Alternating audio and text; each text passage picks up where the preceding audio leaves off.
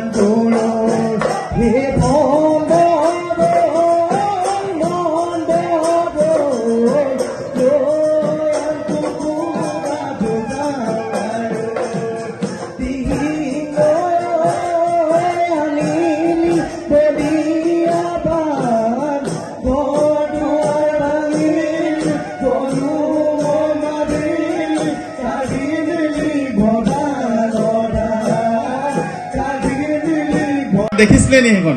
মোবাইলত সেইখন আহি ভটিয়াৰ পৰা পালেহি মুম্বাইৰ পৰা আহি আপোনালোক গৈছিলে নি সেলফি মাৰিবলৈ নাই যোৱা ন ঠিক আছে সেইখন আপোনালোকৰ কাৰণে লৈ অহা হৈছে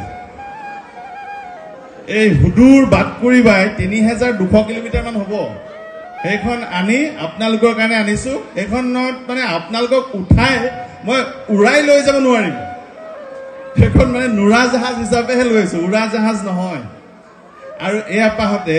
আপোনালোক সকলোকে এই মঞ্চৰ পৰাই মই উষ্ম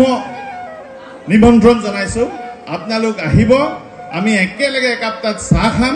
আৰু সেই চাহৰ মূল্য আপোনালোকে দিব মোক নালাগে ধন্যবাদ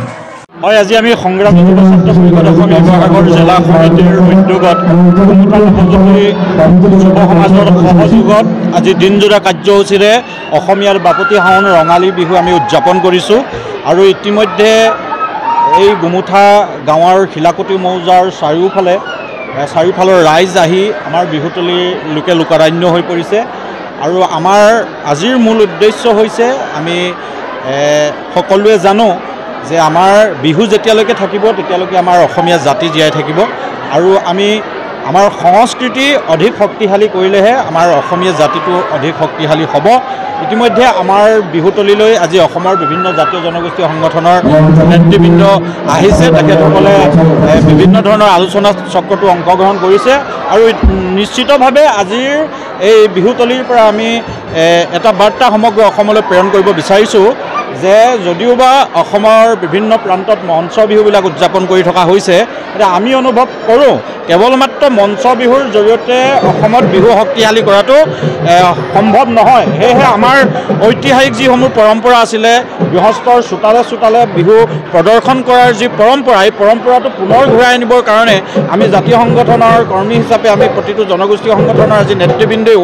আজি আমাৰ বিহুৱতীসকলৰ প্ৰতি আহ্বান জনাইছে যাতে আমি এই পৰম্পৰাটো আমি অটুট ৰাখি অসমীয়া বিহু সংস্কৃতি আৰু অধিক শক্তিশালী কৰি তুলিব পাৰোঁ। প্ৰথমতে এটা কথা কওঁ, আমাক যিমানে হিন্দু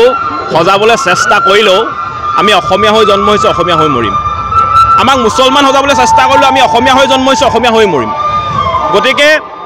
হিন্দু মুছলমানৰ যিটো ৰাজনীতি ইতিমধ্যে গঢ়ি তোলা হৈছে, মানুহৰ মাজত ভেদাভেদৰ যিটো ৰাজনীতি গঢ়ি তোলা হৈছে, বিষবাস্প বিয়পাই দিয়া হৈছে, এনে সময়ত সংগ্ৰামী যুৱ ছাত্ৰ পৰিষদ শিৱসাগৰ জিলা সমিতিয়ে শিৱসাগৰত বসবাস কৰা জাতি, বৰ্ণ, ধৰ্ম, ভাষা নিৰ্বিশেষে সকলো লোকক লগত লৈ গুমুঠা অঞ্চলত ৰঙালী বিহু উদযাপন কৰিছে। আৰু ইয়ালৈ হিন্দু মুছলমান সকলো আহিছে। ইয়াত মুছলমান বুলি বা হিন্দু বুলি অহা নাই, অসমীয়া বুলি সকলো ইয়ালৈ আহিছে। গতিকে সংগ্ৰামী যুৱ ছাত্ৰ পৰিষদক আমি ধন্যবাদ জ্ঞাপন কৰিছোঁ। বিহুৰ মূল ঘাই শিপাডাল সজীৱ আৰু পুৰঠ কৰা মানসেৰে তেওঁলোকে যিধৰণে কাম কৰি আহিছে, অসমৰ সাংস্কৃতিক ক্ষেত্ৰখন, শৈক্ষিক ক্ষেত্ৰখনক উত্তৰণ ঘটাবৰ কাৰণে যিধৰণে কাম কৰি আহিছে, সংগ্ৰামী যুৱ ছাত্ৰ পৰিষদৰ এই যাত্ৰা দীঘায়ু হওক, আমি তাৰ কামনা কৰিছোঁ।